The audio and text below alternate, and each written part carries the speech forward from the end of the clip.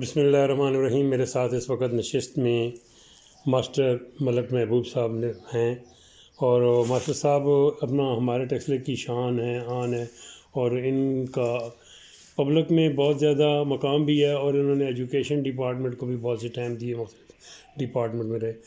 ملک صاحب، مختصر یہ کہ آپ کب سے تدریس میں ہیں جی، اور اس طرح اپنی تعلیمی معاملات کا جو سلسلہ ہے وہ کس طرح جاری رہا جی؟ بسم اللہ الرحمن الرحیم۔ میں 1971 میں 31 ستمبر میں پاکستان ایئر فورس میں بطور ایئر مین کیا تھا، اور بدقسمتی سے 1973 میں زخمی ہوا۔ 74 میں مجھے میڈیکل بورڈ کر کے گھر بھیج دیا گیا پینشن دے کے۔ تو 1974 میں نے درس و تدریس کا آغاز ماسٹر حافظ غلام ربانی مرحوم صاحب کے اسکول سے کیا۔ وہاں میں چھوٹے بھائی کو چھوڑنے گیا تو انہوں نے کہا کہ یہاں درس و تدریس کا کام سر انجام دو۔ تو میں نے کہا میں تو ایئر فورس سے آیا ہوں، بورڈ ہو کے فوجی ہوں۔ تو انہوں نے کہا کہ آپ سیکھ جائیں گے، میں آپ کی نگرانی کروں گا۔ میں نے انہیں کی زیر نگرانی ٹیچنگ کی ہے۔ اس وقت ماسٹر عبدالغنی مرحوم بھی اسی اسکول میں ہوتے تھے، اور ان کے بڑے بھائی اکبر صاحب بھی اسی اسکول میں تھے۔ اس کے بعد 1977 میں HIT کو اسکول بنانے کی ضرورت پڑی۔ وہاں سے انہوں نے ایک نمائندہ بھیجا، انہوں نے کہا کہ جی آپ اسکول چلانا چاہتے ہیں تو آپ آئیں۔ میں گیا تو انہوں نے مجھے بطور LDC رکھا۔ وہاں میں نے پرائمری اسکول شروع کیا، جو 1978 میں انہوں نے مڈل کر دیا۔ اس وقت فیکٹری خود اسکول چلاتی تھی، بہت سے بندے انہوں نے خود بھرتی کیے تھے بطور ٹیچر جو ٹرینڈ تھے۔ تو ہمارے قاضی خلیل الرحمان اس کے مڈل اسکول کے ہیڈ ماسٹر تھے۔ اس کے بعد 1983 میں انہوں نے ڈائریکٹ ہائی اسکول گورنمنٹ سے منظور کروا لیا، پنجاب گورنمنٹ سے۔ تو ہم ساتھ ہی گورنمنٹ کے سٹاف کے ساتھ HIT کا سٹاف بھی بطور ٹیچر کام کرتا رہا۔ پھر 2001 میں انہوں نے HIT سٹاف کو واپس اپنی سیٹوں پر بنا لیا۔ اس وقت میں ہیڈ کلرک تھا، بعد میں مجھے آفس سپرنٹینڈنٹ بنا دیا گیا۔ وہاں میں آفس انچارج رہا، اور 2009 میں ریٹائرڈ ہوا۔ تو تب یہ پھر اسکول میں نے شروع کیا اپنے علاقے میں۔ یہ تعلیم کا یہ آپ جو اسکول ہے اس کا کیا نام ہے جی؟ اس کا نام ہے دلال گرامر پبلک سیکنڈری اسکول۔ اچھا، میرے بچے کی خواہش تھی کہ اس کے نام پہ میں نام رکھوں۔ ملک صاحب، تعلیمی حوالے سے ہم سوال کرتے رہیں گے ساتھ ساتھ، تو آپ سب سے پہلے تو یہ بتائیں جی، ہمارے علاقے میں ابھی حالیہ الیکشن ہوئے، اس میں 3 نوجوان جو ہیں وہ بیرسٹر عقیل ملک، وہ بیرسٹر بھی ہیں، دیگر ان کی صنعت بھی امام امریکہ سے ہیں، اور اس طرح محسن ایوب ہیں، فہد مسعود ہیں، یہ تعلیمی آئی ہیں۔ انہیں تعلیمی کوئی آپ ایسا ہدایت کریں گے کہ تعلیم کے معاملے میں یہ کیا کریں جی؟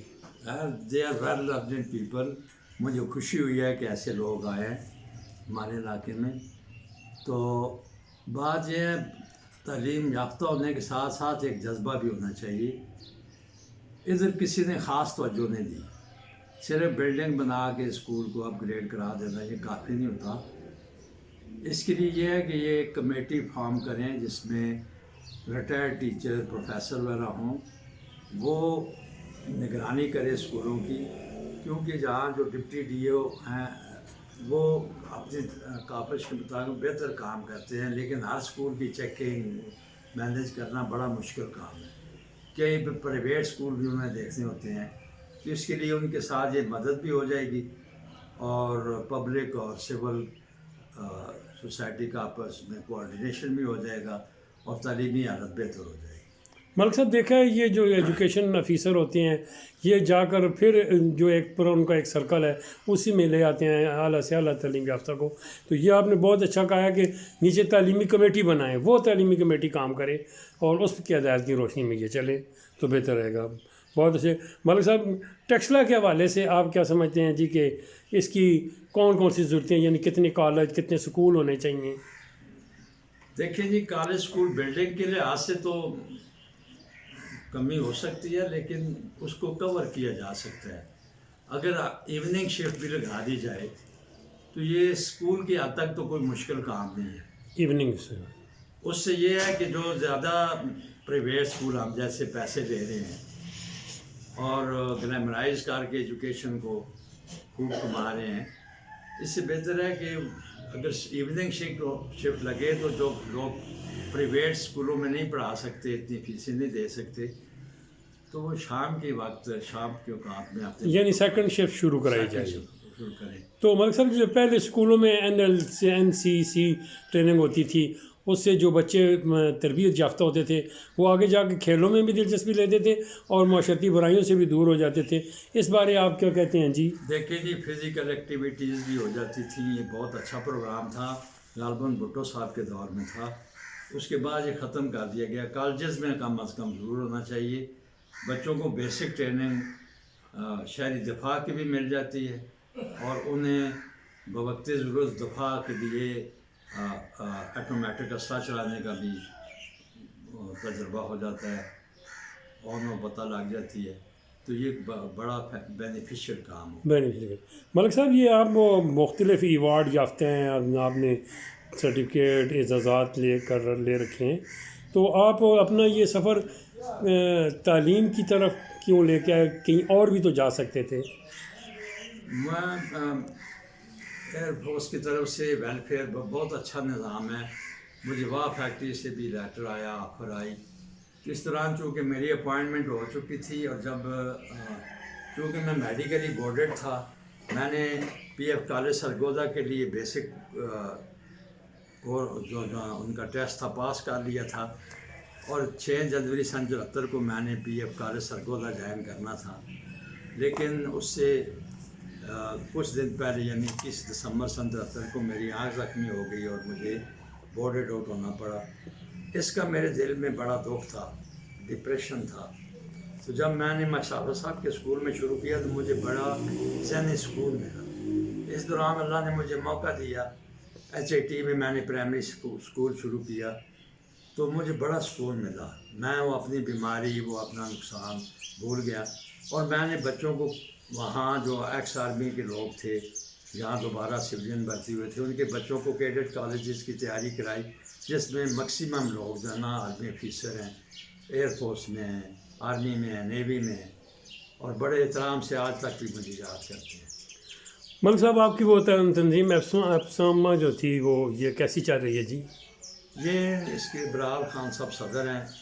پہلے تو ان کے پروگرام وغیرہ ہوتے تھے، اب 2-3 سال سے سلسلہ کو بند ہے. کے بعد وہ کوئی کام ٹھنڈا پڑ گیا ہے. تو اپنے طور پہ کام کرتے ہیں. ہائی لیول پہ ان کے مسائل جو ہے نا ان کو اجاگر کرتے ہیں اور کوشش کرتے ہیں کہ حل ہو جائیں. تو یہ آسانی پیدا کرتے ہیں پرائیویٹ اسکولوں کے. ملک صاحب انگلش میڈیم اور اردو میڈیم کو آپ نے کیسا دیکھا جی؟ ہاں، یہ بڑا اچھا سوال آپ نے کیا ہے فاطر صاحب. بات یہ ہے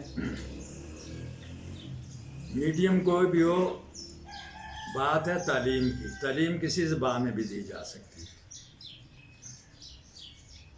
اب یہ ایک ٹرینڈ بن گیا ہے بڑے عرصے سے کہ ایڈورٹائزمنٹ ہوتی ہے. لانڈری والا بھی کہتا ہے کہ میں یہ اکثر ٹائم یہ لانڈری میں کام کرتا ہوں کیونکہ میں بچوں کو انگلش میڈیم پڑھاتا ہوں. میڈیم اٹس ویل کوئی بری بات نہیں ہے. بہترین طریقہ اردو میڈیم ہے. انگلش بطور مضمون ایز اے سبجیکٹ پڑھائی جائے اور باقی مضامین اپنی زبان میں، مادری زبان میں نہیں اگر ہو سکتے تو اردو ہمارے سب صوبوں کی زبان کے قریب قریب ہے اور تمام لوگ سمجھتے ہیں. اس میں اگر تعلیم دی جائے تو بچے بہت سی چیزیں آسانی سے سیکھ جاتے ہیں، انہیں نالج حاصل ہوتا ہے. انگلش میڈیم میں ٹوٹلی رٹا ہے. اچھا ملک صاحب، مخیر حضرات جو ہے وہ اس جانب آئیں تو وہ چھوٹے بچوں میں یا کیا معاونت کر سکتے ہیں؟ دیکھیں جی، ادھر وہ ٹرینڈ ہی نہیں ہے ایجوکیشن کی طرف کوئی نہیں. اگر آئیں وہ اسکولوں کی وزٹ کریں جن بچوں کے کچھ یونیفارم کے مسائل ہیں، پرائیویٹ اسکولوں میں کوئی زیادہ فیس ہے، کچھ شیئر کریں ان کے ساتھ، ان کی حالت دیکھیں. اپنے محلہ کی کمیٹی کو ایسے بنائے پڑھے لکھے لوگوں کی، وہ جو ان کے مسائل دیکھیں اور کسی کی عزت نفس مجروح ہوئے بغیر ان کا مطلب یہ خیال رکھیں. مالی مدد کر سکتے ہیں، حوصلہ افزائی کر سکتے ہیں، ان کی سالانہ تقریبات میں جائیں، کھیلوں کا انعقاد کریں. ملک صاحب کس شخصیت نے آپ کو متاثر کیا جی؟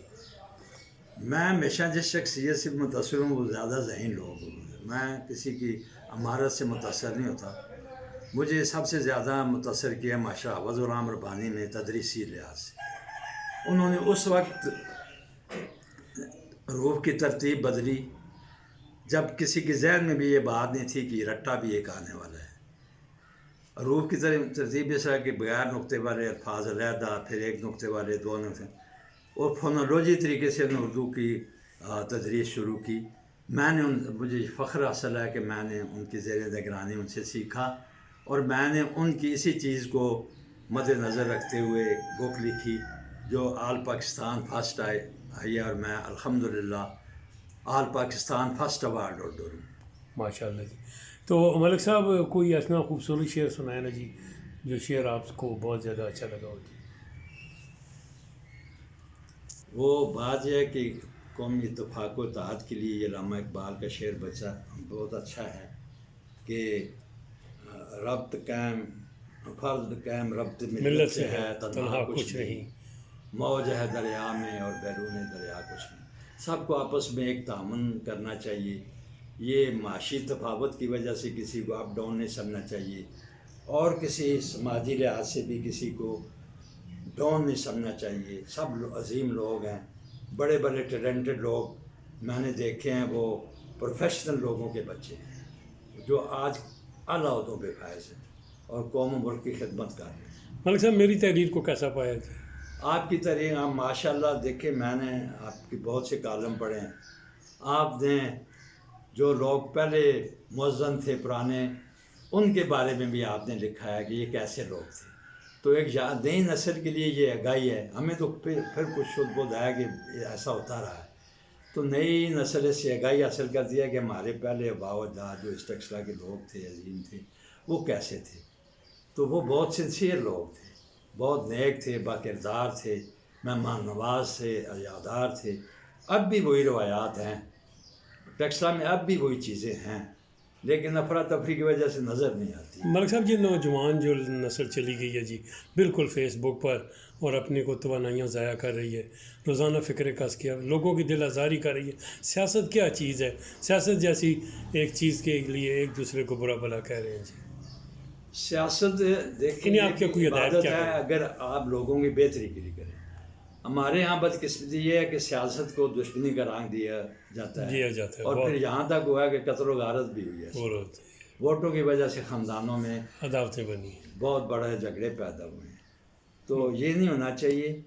باقی یہ جو فیس بک کی بات کی، یہ نئی ٹیکنالوجی ہے، اس کو تو روکنا بڑا مشکل کام ہے. لیکن یہ بات یہ ہے کہ یہ اب اساتذہ اور والدین کا کام ہے کہ بچوں کو صحیح گائیڈ لائن دیں.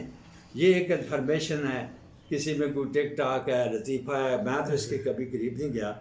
تو جو میں دیکھا ہے، سنا ہے، یہ بچوں کو بے راہ روی کا شکار کر رہی ہے، اور بچے تعلیم سے بڑے دور ہو رہے ہیں. دور ہو گئے ہیں. ملک صاحب انشاءاللہ آپ سے پھر ملاقات ہوگی جی. بہت بہت مہربانی ہے. بہت شکریہ.